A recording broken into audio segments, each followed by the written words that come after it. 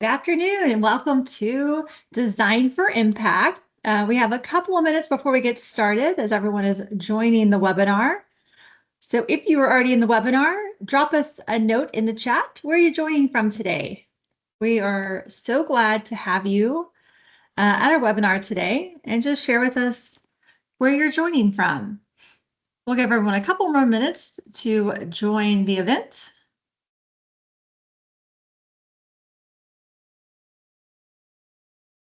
We have from Texas, Community College, Snowy, Oklahoma. Welcome. Glad to have you here. Kay from Michigan. Glad you're here. Adele from Ohio. Thanks for being here today. Mike's from Michigan. Glad you're here. Stacy from Minnesota. Welcome. So glad y'all are joining us today to talk about instructional design. Let's see. Kenneth from West Virginia. Amanda from Texas. Welcome. Ben from Missouri. Welcome. Terry from Texas, welcome. Carolyn from the Chicago suburbs, Chicagoland, welcome. We have quite a few people joining us today. Mr. Smith is from Michigan. He's driving. Be safe. Thanks for joining us along your drive.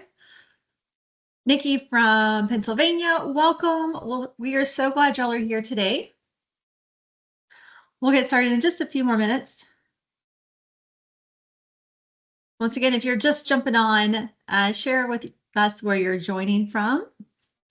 It's always fun to see everyone across the United States. Linda from New Mexico, welcome. Bethany from Louisiana, welcome. Glad you're here. Paul from Georgia, welcome. All right, with that, we are so glad you're here, like I said, and we're going to get started. So welcome to what we're calling Design for Impact. So today's session is Understanding by Design, that backward planning for meaningful learning. So if you've joined any of our office hour webinars before, you may know that they are quick 30-minute webinars focused on instructional practices. This one's going to be slightly different. You'll still get some of those instructional practices, but we're going to talk about instructional design principles. You'll have the chance to learn about the principle, to reflect on that principle and how you can use it in your everyday teaching and learning. So with that, let's get started. So my name is Mandy Green. I work in professional services. So I get to do all great things of customer onboarding, training, professional learning, and instructional design. So today, like I said, we're going to talk about universal understanding by design. And then we're going to start adding on. So this is an 11-part series that will take you throughout the course of the year. And we will start adding on and layering different practices and principles to really expand our instructional design. So today we're going to look at the 3 stages of backwards design, understanding by design. We're going to look at those desired results and aligning those with our assessments. We're also going to look at some of the goals, assessments, and activities that we have in our classroom to really make those meaningful learning experiences. So we have a lot of people joining us today, and we are so glad you're here. So we will be using polls. So be ready for those to pop up on your screen. We'll be using the chat. So I know many of you have already found the chat as you are sharing where you joined from. So if you have those 2 located, you'll be ready to roll with us. So let's start with a question. Think of a lesson you recently taught, or a professional learning session that you recently put together for your staff. Did you start with the end goal in mind? Now, you don't have to answer that. But as an instructor, that was not always the first thing I thought of when I was planning a lesson or a learning experience for my students. So let's see how we can start to think about the end in mind. I'm going to pop up a quick poll. When that poll populates on the screen, you can select your response. So the question is going to be, which step do you usually start with when you're planning a lesson? Do you start with your objectives? Do you start with your activities? Or do you start with your assessments? Share with us where you start.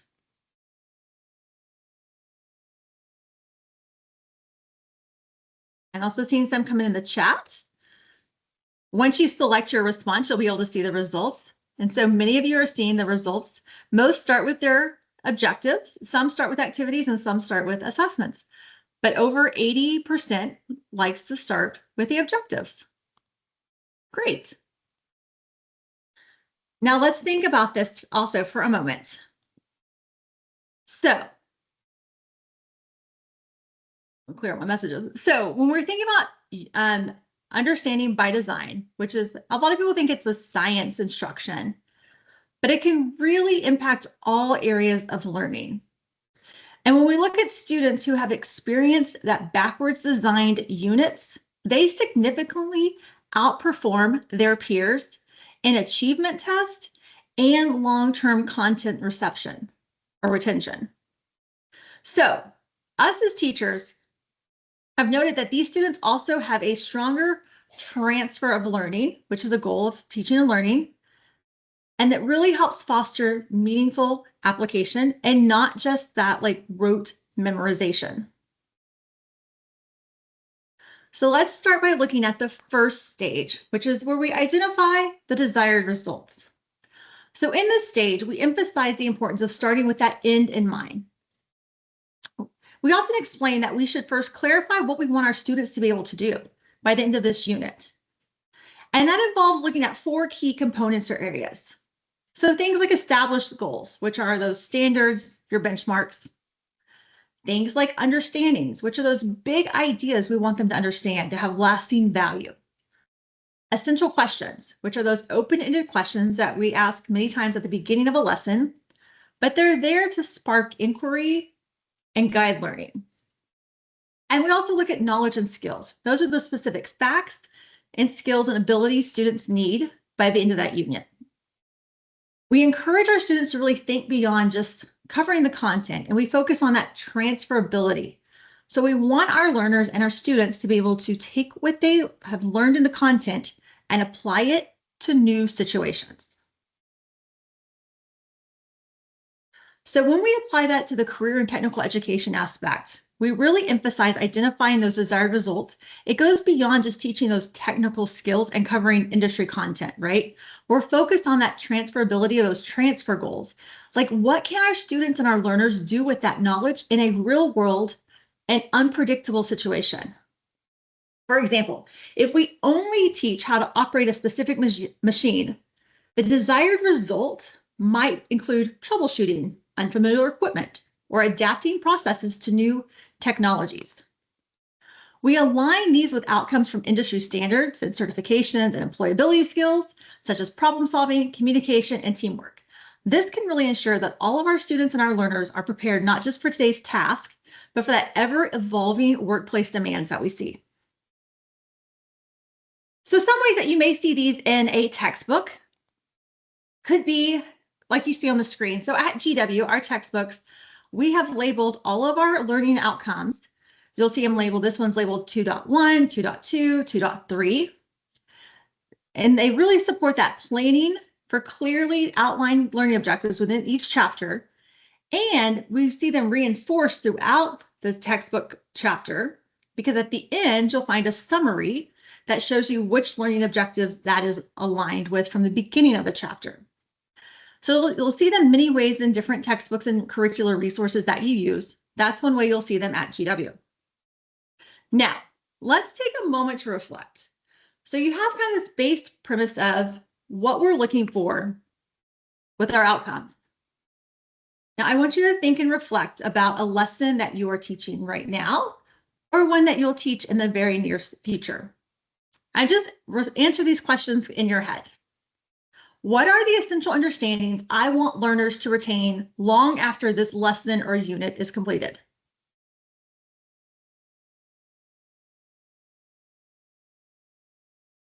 How will this learning prepare our students and our learners to apply the knowledge and the skills in a real-world, career-related context?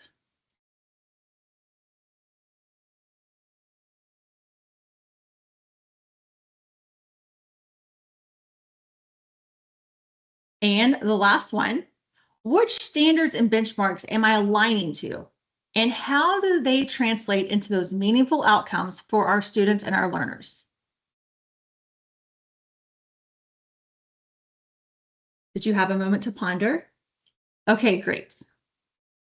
So I'm going to pop up another quick poll. Now, in this poll, you're going to be asked the question that you see on the screen, and you're going to have 4 possible responses. Select the response. There we go. As you see on the screen, what is the main purpose of stage 1 in understanding by design?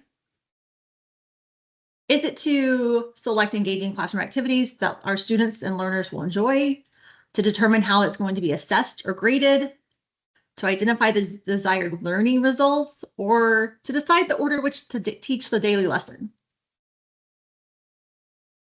Once you select your answer, hit submit, and you'll start to see the responses populate. An overwhelming 97% right now has selected option C, the third one, which is to identify the desired learning results, including big ideas, essential questions, and key knowledge and skills. Awesome. That is correct. So now that we kind of have a base understanding of stage 1, let's move on to stage 2 of the 3 stages of understanding by design. So in this one, we really focus on determining that meaningful evidence that will show that our students and our learners truly understand and can apply their learning. So this stage focuses on designing authentic performance tasks that mirror those real-world challenges. And that can be supported by things like quizzes, reflections, observations, journals, lab work. This stage also looks at that clear criteria for success. So how can we have the criteria built out to make sense to our students and us? Things like rubrics, checklists, industry-aligned standards. All of these types of rubrics or criteria for success really help clarify evaluating performance. You know, the overall goal here is to collect that evidence of deep understanding and transfer using those assessments that measure application, problem solving, and align with those intended learning outcomes from stage 1. So in career and technical education, that can also look like, are our students and learners applying their technical skills in those real industry situations? I always say that is the best thing about what we do in career and technical education is we take that knowledge and students apply it immediately. So they're going to apply it through things like performance tasks that really mirror those authentic workplace expectations, such as completing a repair in the auto lab, such as producing client-ready products, or even demonstrating safe and efficient procedures. You might also find things like skill checkoffs. You might find things like labs in your program, observations, and quick assessments that really capture both the technical and the employability skills. Once again, like I said earlier, this stage 2 has those clear success criteria. Many times they're aligned to industry certifications for us in CTE that really ensures that our students and our learners know what quality looks like. The goal here is to collect that evidence of understanding and transfer using those assessments that measure that real world application, problem solving, and readiness for the career field. So ways that you might see this in your curricular resources or your textbook. If you're in the auto area, you might see those ASE type questions in stage 2 start to assess whether the students can apply that technical knowledge in those real world scenarios, demonstrating problem solving, not just recall. Now let's reflect once again. So this is your moment to be able to ponder what you're doing as an instructor and how it aligns with stage 2, looking at that evidence. Think to yourself, do my assessments clearly connect back to the desired result from stage 1? So are my assessments aligning with my learning outcomes? Also, do my assessments mirror real workplace, real world task and decision-making that they'll encounter in the career field? And what evidence will show that my learners or my students can apply their skills and not just recall the information? All right, did you have another moment to ponder for stage 2? Perfect. Here comes the question. Once again, we're gonna have another poll. When it pops up, you can select your response to the question. That's which type of evidence do you rely on most to show that learners truly understand and can apply their learning? Do you like performance tasks, Do you find yourself utilizing a lot of skill demonstrations or maybe written assessments? Do you find yourself relying on observations and reflections or a mix of them all? And if you have a way that you want evidence that is not on the screen, you can also drop that in the chat because this session is all about learning with and from each other. So let's see which ways. We have over 70% coming in kind of a mix of all of the above. Performance task and skills demonstration also are coming in quite high. That's very common with the field that we all work in with career and technical education. I'm not seeing any chats coming in at just this moment, but if you have one that you would like to share in the chat, feel free to share how you, the evidence that you look for. All right, so now that we have stage 1, which is our learning outcomes, we've talked about stage 2, which is all about our assessments and like evidence of learning. Let's get to one of my favorite parts, which is that learning experience. So this is stage 3, and it's all about planning those learning experiences where we really focus on designing those engaging, aligned, and scaffolded instructions that intentionally build towards those desired understandings and transfer goals. So this stage is really emphasizes the creating sequenced learning experiences that have those essential knowledge, skills, conceptual understanding is all identified in one. Then the instruction incorporates all of that with the authentic hands-on applications such as simulations, workplace aligned tasks, and real-world problem solving to deepen relevance and engagement. So in career and technical education, the goal is to design these engaging, industry-aligned experiences. These experiences, combined with those hands-on practice, authentic industry tasks, purposeful support, really guide our students and our learners from just that basic knowledge to a fully technical proficiency. Learning paths really should be intentionally show progress from those foundational concepts and even those basic safety skills in some of our lab settings to increasingly more complex and career relevant challenges that mirror what our students and learners will encounter in the field. Some ways that these show up in your curriculum or your textbooks. This is another example from our modern automotive textbook at GW, but you'll see things like multimeter experiments that are simulations. You'll see a few questions at the end of the chapter. You'll see a lab manual where it really provides that hands-on experience where they take the skills and the knowledge and they start applying it in some type of learning experience that mimics that real-world career relevant skills that are needed. So let's take a moment to ponder this. So we're talking about stage 3. We're talking about those learning experiences in our lesson, in our labs.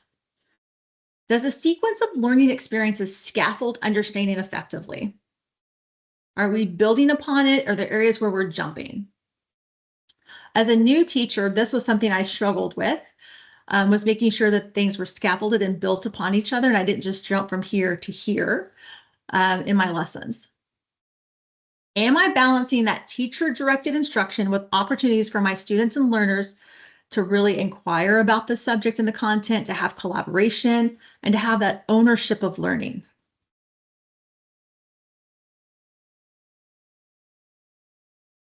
And your last reflection question, do our learners or students have those meaningful opportunities to rehearse, receive feedback, revise, and transfer their learning to authentic performance tasks as part of stage 3 in these personal learning experiences?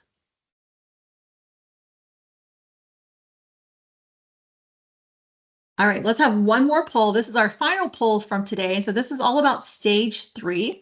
Once again, when it pops up, you're going to answer the question, which aspect of UBD stage 3 do you feel most confident about planning those learning experiences? Let's pop this one up on the screen for you as I launch it. Select your response. Once you do, you'll start to see everyone else's come in. So we're starting to see that sequence of lessons that scaffold towards deeper understanding is winning. Now, those embedded formative assessments through the learning plan and balancing direct instruction with student inquiry are starting to come in as well. So so scaffolding is toward deeper understanding is definitely taking the lead. So that's where we feel most confident. All right, let's start to put this into place. So now that we learned a little bit about each of the stages of UBD or understanding by design, you then were able to reflect upon a current lesson you're teaching or a lesson that you have coming up and how you want to apply this information to that lesson. Let's dive a little bit deeper. So I would love for you to type your response in the chat for this next section. So I have 3 more questions for you. The first one is back to stage 1. So there's desired results that we want to see. When you're planning a unit, what are the key industry standards, certifications, technical skills, workplace behaviors that your students, they must master? And how do these form a foundation for those essential understandings and real-world questions that drive your instruction? So I'll give you just a moment to ponder that and then type your response in the chat. Remembering that we are all learning with and from each other today, so there are no wrong answers in professional learning.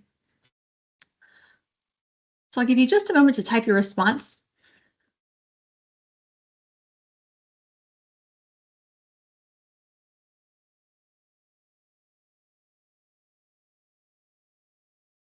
Yeah, so Katie's talking about she aligns them to the state standards. Yep, Dean's talking about task lists. Absolutely. Leslie's talking about the NC3 certifications. So we're all thinking about aligning to those standards for our learning outcomes when we start to plan these experiences for our students and our learners. Yeah, Vonda's talking about the standards set the stage for learning, the end results of a lesson. Yep, perfect. Bethany's talking about national certifications. April's talking about those industry advisory suggestions. I'm picking up on a theme because we're all in the career and technical education space. Yep, Dean's talking about the ASE task list. Exactly. When you typed that originally, that's exactly what I thought. Ralph's talking about the hand tool use, the code book. Absolutely. All right, so let's go to the next one. So now we're moving to stage 2. So stage 1 is all about those learning outcomes. Stage 2 is really that assessment evidence. So how will learners demonstrate mastery of those required industry skills, like you're mentioning right now in the chat, through authentic performance tasks? What are some of the real-world rubrics, tools, certification-aligned assessments that you will use to evaluate the accuracy, quality of their work? When you're ready, type your response in the chat once again so that we can learn with and from each other.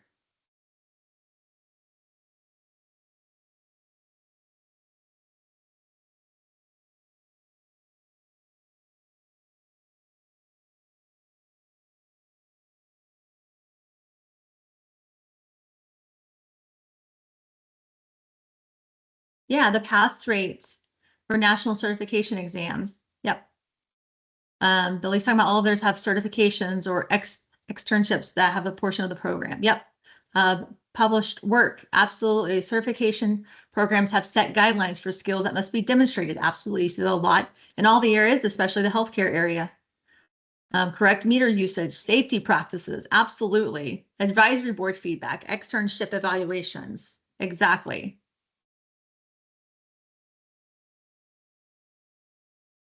Hands-on labs, skill demonstration, troubleshooting, absolutely. A shop task list, absolutely. NOCTI scores, hands-on projects, yep.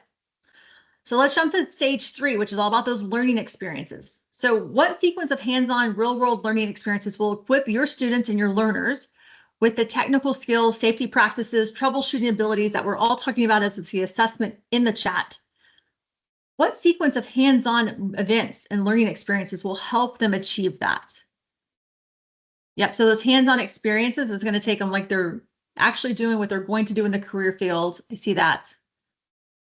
That's preparing them. All of those workplace simulated activities. Yeah. Brandy jumped in there with real and virtual simulated labs. Absolutely. Demonstration, practice of skills, case studies, challenges. The chat is moving so quickly right now. Yes. Real world projects. A slow release of responsibility approach to skills and competencies needed. Right, Ben? From simple to complex practical assignments. Yes. simulated workplace labs. Absolutely. So hopefully you're getting seeing these trends and kind of catching on to what others are doing in the field along with you, all of the instructors are doing for those learning outcomes, the assessments, as well as the learning experiences. So here's a quick recap. Let's start to put a nice big bow on today's session, because if you haven't realized, we have about 5 minutes left. It goes by very quick, these 30 minutes. So when we talked about stage 1, our desired results, we're thinking industry standards, certifications, transferable skills, safety, essential workplace understandings, things that you already put in the chat. Stage 2, about those assessment, we're thinking performance tasks, real-world rubrics, technical demonstrations, certification prep. And then stage 3, with the learning outcome or the learning plan or experiences, hands-on labs, simulations, practice revise cycles, safety training, scaffolded skill development, all things that you said in the chat as well. So here's your exit ticket for today. And I would love for you to put it in the chat if you feel comfortable. What's one change that you're going to make on your next lesson based on today's webinar? So based on your understanding of UBD and the 3 stages, what's one change that you're going to make?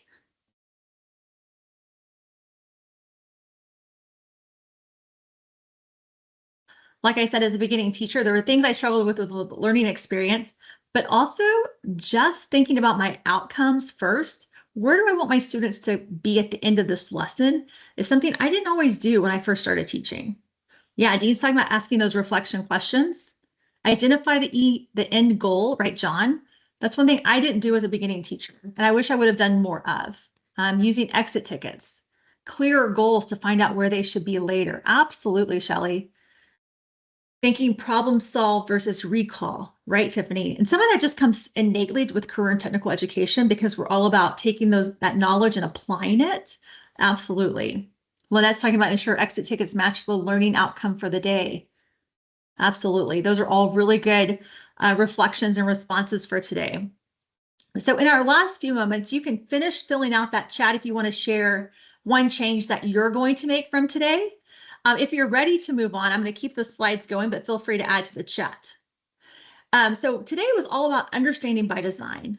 If you would like to join us next month at the end of February, we will be having another session, and it will be about universal design for learning. So if you've been to our sessions before, you know that I usually take a concept and start to build or scaffold it as well. So we're going to take the understanding by design knowledge. Next month, we're going to learn about universal design for learning. And then we're going to start putting those together March through November as we start to think about things like differentiation, scaffolding, inclusive access. As we start thinking about micro-learning, micro-badging, micro-credentialing, we'll start applying some other learning practices to our foundational instructional by design knowledge. So we would love to have you join us. Next month, it will be at 3 p.m. Central Time instead of 2 p.m. But we would love to have you join us. The QR code is on the screen. It will also be in a follow-up email. And then last but not least, in the last minute and a half that we have, there is a QR code where we love to see how we did. So at GW, we're always taking in feedback to help make things better. So if there are some things that you loved, let us know so that we can make it better and have it more presentations. We will also be sending out a follow-up email that will have the recording. We'll have the slide deck for you if you'd like the slides, and the link to sign up for future instructional design webinars. So with that, I'm going to look for a few questions in the chat, but we are so glad that you took 28 minutes to join us today to learn a little bit about words are hard today. Understanding by design. We'll also include some of that research from McTighe in that follow-up email so that you can have a white paper and some basic research from this area to just tie into your learning and reinforce what we talked about today. So with that, I see a lot of thank yous coming in the chat. I'm going to say thanks for being here with us. We hope you have a great afternoon and can't wait to see you again at the end of February.